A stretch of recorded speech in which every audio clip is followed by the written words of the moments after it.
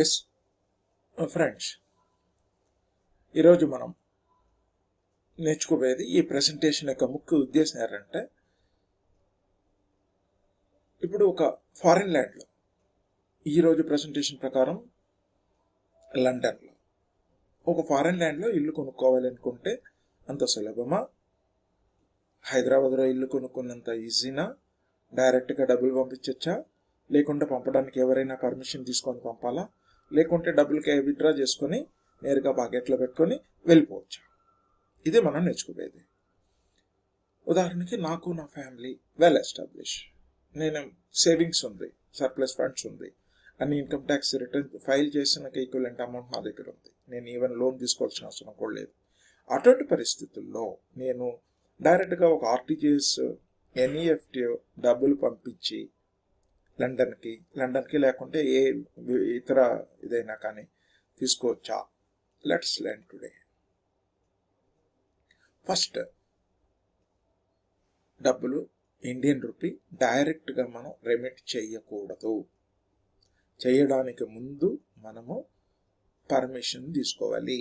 ఎవరి దగ్గర పర్మిషన్ తీసుకోవాలి? Reserve bank of India.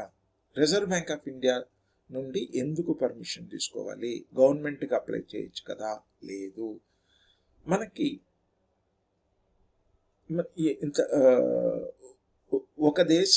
మన దేశం నుండి ఇతర దేశాలకి డబ్బులు పంపాలి అంటే ఇంతకు క్రితము ఫారెన్ ఎక్స్చేంజ్ రెగ్యులేషన్ యాక్ట్ అని ఒకటి ఉండేది.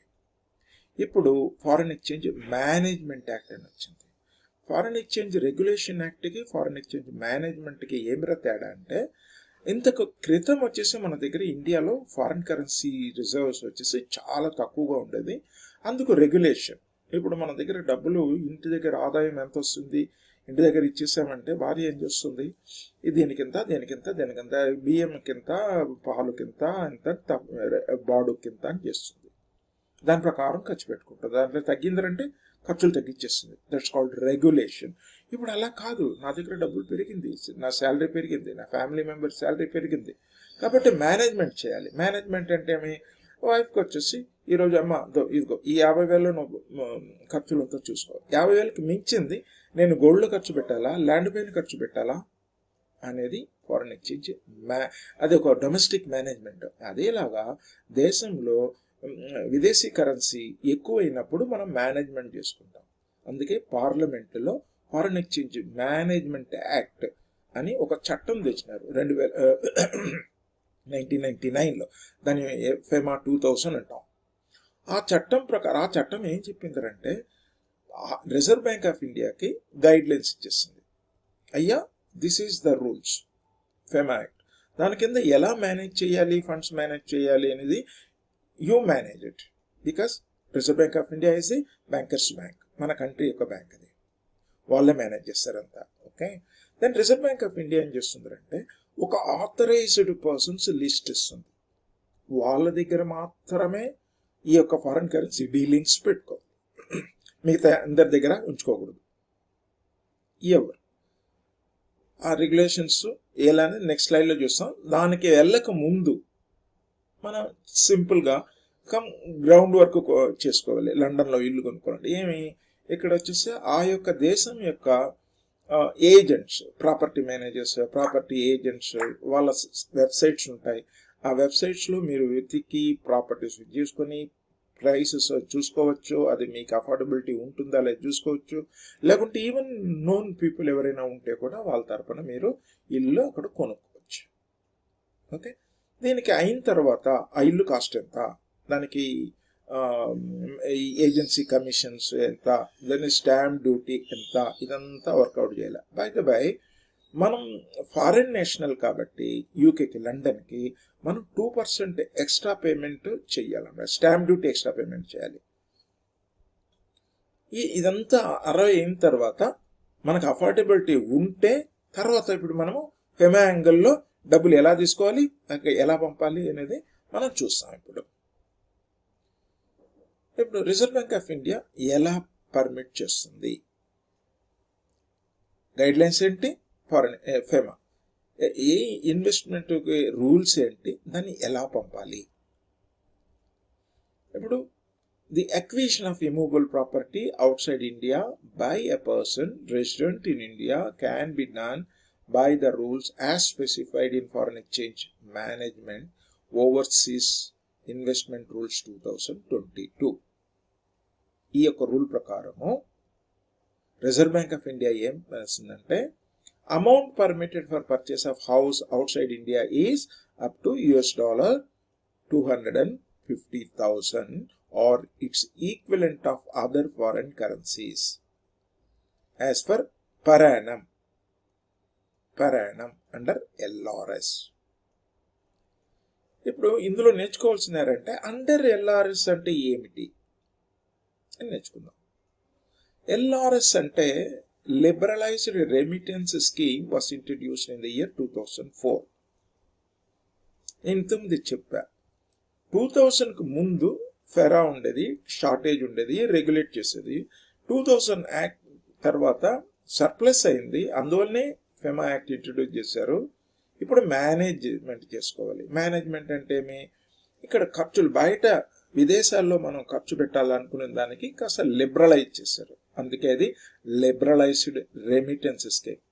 ప్రజెంట్ గైడ్ లైన్స్ వచ్చేసి with effect from 26th May 2015. ఇంతకుముందే చెప్పాను, రిజర్వ్ బ్యాంక్ ఆఫ్ ఇండియా పీరియాడికల్గా మేనేజ్మెంట్ చేస్తూ రీగైడెన్స్ ఇస్తూ ఉంటుంది. ఈరోజు 2500, లేదు రేపు 25,000, లేదు 2,50,000, రేపు తగ్గించవచ్చు మరలా కూడా. అది పీరియాడికల్గా మారుస్తూ ఉంటుంది.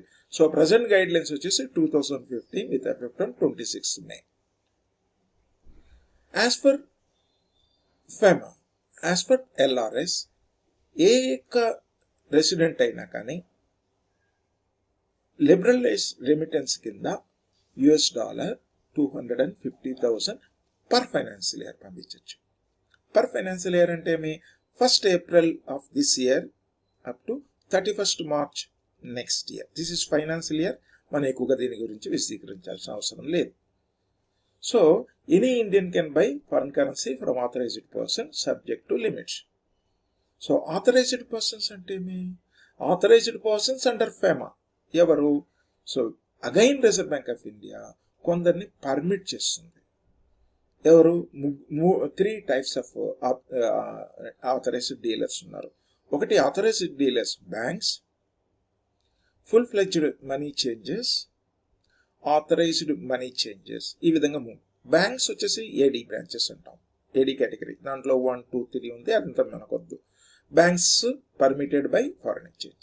Next full fledged money changes అంటే వీళ్ళు other than banks money full ఫ్లెడ్జ్డ్గా వాళ్ళు తీసుకోవడం, అమ్మడము, సేల్ చేయడము. అదే కాకుండా వీళ్ళకి సటన్ అనుమతులు ఉంటాయి, ఒక ఈ స్టోర్ వాల్యూ కార్డ్స్ ఇవ్వడము, అలాంటిదంతా ఉంటుంది. Okay, so full fledged money changers. Next authorised money changes అంటే వీళ్ళు లిమిటెడ్ ఫారిన్ కరెన్సీ కావాలంటే కొనుక్కోవచ్చు, అమ్మచ్చు. ఈ 2 మాత్రమే, ఇంకేం చేయను కాదు వీళ్ళు. ఎంత లిమిట్స్? దీనికి రిజర్వ్ బ్యాంక్ ఆఫ్ ఇండియా ఒక లిమిట్స్ ఇచ్చింది. ఆ లిమిట్స్ ఎలా వస్తుందంటే Schedule 1, Schedule 2, Schedule 3ని డిఫరెన్షియేట్ చేసేస్తుంది అనమాట. Schedule 1లో ప్రొహిబిటెడ్ ఐటమ్స్. ఈ యొక్క ప్రొహిబిటెడ్ ఐటమ్స్ అని ఎప్పుడైతే ఉందో, ఇది బ్యాంక్స్ కూడా డైరెక్ట్గా, బ్యాంక్స్ కానీ మనీ చేంజెస్ కానీ ఎవరే కానీ దీన్ని టచ్ చేయకూడదు unless reserve bank of India permits. Reserve bank of India దగ్గర పర్మిషన్ తీసుకొస్తే పంపించవచ్చు. So otherwise RBI guidelines ప్రకారము banks cannot touch this. Schedule 2 with prior concurrence. ఈ ప్రియర్ కంకరెన్స్ అంటే ఏమి? ఇప్పుడు ఇంతకు ముందు ఫర్ ఎగ్జాంపుల్ LRSలోనే నేను బయట విదేశానికి పోవాలి, 2,50,000 వరకు వాళ్ళకి రైట్స్ ఉంటాయి. Banks without consulting the reserve bank of India వాళ్ళు రిలీజ్ చేయొచ్చు. కానీ విత్ ప్రియర్ కంకరెన్స్ అంటే కంకరెన్స్ అంటే ఏంటంటే, ఒకటి రిజర్వ్ బ్యాంక్ ఆఫ్ ఇండియా దగ్గరే కొనుక్కోవాలి, పర్మిషన్ తీసుకోవాలి, ప్రియర్ పర్మిషన్. కొన్ని వచ్చేసి రిజర్వ్ బ్యాంక్ ఆఫ్ ఇండియాకి వెళ్లకుండా కొన్ని కన్సర్న్డ్ గవర్నమెంట్ డిపార్ట్మెంట్ ఉంటుంది. ఫర్ ఎగ్జాంపుల్ కల్చరల్ టూర్స్ పంపిస్తూ ఉంటాం. ఆ కల్చరల్ టూర్స్ పంపించాలి అనుకుంటే రిజర్వ్ బ్యాంక్ ఆఫ్ ఇండియా ఆ యొక్క హ్యూమన్ రిసోర్స్ డిపార్ట్మెంట్ దగ్గర నుండి, సెంట్రల్ గవర్నమెంట్ దగ్గర నుండి పర్మిషన్ తీసుకుని తర్వాతే రెమిట్ చేయొచ్చు. ఓకే. దెన్ షెడ్యూల్ 3 వచ్చేసి all current accounts. Current accounts అంటే ఏం లేదండి, ఇక్కడ నుండి డబ్బులు తీసుకుంటారు, అక్కడికి వెళ్తారు, ఖర్చు పెడతారు, వచ్చేస్తారు. అక్కడేం కొని ఆస్తులు పెట్టలేదు, అంతే. అక్కడ ఆస్తి కానీ ఉనిందరంటే it's a capital account transaction అంటాం. ఇప్పుడు హౌస్ కొనుక్కోవడం క్యాపిటల్ అకౌంట్, కానీ లిమిట్ 2,50,000 కాబట్టి డాలర్, కాబట్టి స్పెసిఫిక్గా కరెంట్ అకౌంట్ ట్రాన్సాక్షన్లో షెడ్యూల్ 3లో పెట్టారనమాట. ఓకే. దెన్ అండర్ ఎల్ఆర్ఎస్ ఇప్పుడు జీబీపీ అని ఎందుకు అనుకుంటున్నారంటే, మనం లండన్లో ఇల్లు కొనాలనుకున్నాం కాబట్టి అది తీసుకుంటాం. ఇది ఎవరైనా కానీ కొనుక్కోవచ్చు. ఇండియన్ సిటిజన్గా ఉండి ఒక ఫైనాన్షియల్ ఇయర్కి ఒక్కసారి $2,50,000 US dollar are equivalent currency కొనుక్కోవచ్చు, పంపించవచ్చు. ఒక్కొక్కరు తంతనిగా కొనుక్కోవాలా లేదు, ఒక ఫ్యామిలీ అన్నప్పుడు కంబైన్డ్గా కూడా కొనుక్కోవచ్చు. కానీ ఇన్వెస్ట్మెంట్ ఎలా ఉండాలి? సింగిల్ ఇన్వెస్ట్మెంట్గా ఉండాలి, అందరూ కలిసి ఒకే దేనిపైన. Okay. Family members including a minor baby. తర్వాత ఒక US డాలర్ $2,50,000 పంపించారు ఒకసారి, ఒకేసారి పంపించేశారు. కానీ అక్కడ ఏదో కారణం వల్ల ఒక పార్ట్ ఆఫ్ ఇట్ రిటర్న్ వచ్చింది అనుకోండి, ఆ రిటర్న్ వచ్చిన అమౌంట్ మరలా పంపించకూడదు. ఒకసారి తిరిగి వచ్చిందంటే no. Okay. Schedule 3 remittance. Schedule 3 remittances అంటే చాలా ఉన్నాయి. ఇది ఎందుకు ఇది పెట్టారంటే, ఇది కేవలం ఒక హౌస్ కొనడానికి మాత్రమే కాకుండా, రేపు ఎవరైనా మీరు విజిట్కి వెళ్ళాలి, మిగతా పర్పస్లు, ఫాలోయింగ్ పర్పసెస్, ఈ పర్పసెస్ అంతా కూడా వాడుకోవచ్చు అని తెలియడానికి ఇది పెట్టాను నేను. This is nothing to do with the purchase of house. Private visit దేనికైనా వెళ్ళొచ్చు, బిజినెస్ విజిట్స్ వెళ్ళొచ్చు, ఎక్సెప్ట్ నేపాల్ అండ్ భూటాన్. ఏమి నేపాల్ అండ్ భూటాన్ ప్రాబ్లం చేస్తుంది, అక్కడ వచ్చేసి ఇండియన్ రూపీ చాలా జరుగుతుంది కాబట్టి. ఇప్పుడు గిఫ్ట్ ఇవ్వచ్చు, డొనేషన్, ఎంప్లాయ్మెంట్కి వెళ్ళాలంటే, అక్కడ ఎవరైనా క్లోజ్ రిలేటివ్స్ ఉంటే, అంటే స్టూడెంట్ ఉన్నాడు, చదువుతూ ఉన్నాడు, ఈ $2,50,000 పంపించవచ్చు. ట్రావెల్ వెళ్ళొచ్చు, సింగపూర్ వెళ్ళి తిరిగి రావాలి, వెళ్ళొచ్చు, డబ్బులు తీసుకెళ్ళచ్చు. అక్కడైనా కాన్ఫరెన్స్, బిజినెస్ ఇది. తర్వాత హాస్పిటల్కి వెళ్ళేటప్పుడు ఆ నర్స్ లాగా మనకు తెలిసిన అతను తీసుకెళ్ళాలనుకున్నాం అనుకో, వాళ్ళకు కూడా $2,50,000. అటెండెంట్. ఓకే. మెడికల్ చెకప్కి తీసుకెళ్ళచ్చు. దీనికి వెళ్ళేటప్పుడు ఏమేమి డాక్యుమెంట్స్ ఇవ్వాలి? అదర్ డాక్యుమెంట్స్, ఒక ఫిమా డిక్లరేషన్ ఇవ్వాలి, ఫారిన్ ఎక్స్చేంజ్ మేనేజ్మెంట్ యాక్ట్ కింద డిక్లరేషన్, దట్ ఈస్ A2. ఏం డిక్లరేషన్ ఇస్తాము? నేను ఈ తీసుకెళ్ళిన డబ్బు పర్పస్ కోసమే వాడుతాను, దేనికి మిగతా వాడను అని ఇవ్వడమే డిక్లరేషన్. పాన్ కార్డు ఉండాలి, ఆధార్ కార్డు ఉండాలి, అకౌంట్ బి డెబిటెడ్. ఏ అకౌంట్లో ఇండియన్ రూపీ డెబిట్ చేయాలనుకున్నామో ఆ అకౌంట్, ఏ బ్యాంకులో ఫారిన్ కరెన్సీ తీసుకుంటున్నామో వాళ్ళతోటే ఉండాలి. అటు లేని పక్షంలో ఏమవుతుందంటే, ప్రీవియస్ ఇంకొక బ్యాంక్లో మన అకౌంట్ ఉంటే లాస్ట్ 1 year ట్రాన్సాక్షన్స్ తీసి పంపేయాలి. ఎందువల్ల? వాళ్ళు సాటిస్ఫై కావాలి, నీ ట్రాన్సాక్షన్స్ అంతా రెగ్యులర్గా ఉంది, ఇల్లీగల్ ట్రాన్సాక్షన్స్ అంతా ఏమి లేదు అని. తర్వాత RBI does not deal with the income tax regulations. Income tax regulation మీకు ఏదైనా ప్రాబ్లం ఉంటే మీరు రెమిట్ చేయలేరు, అది ఆథరైజ్డ్ డీలర్ చెప్పేస్తాడు.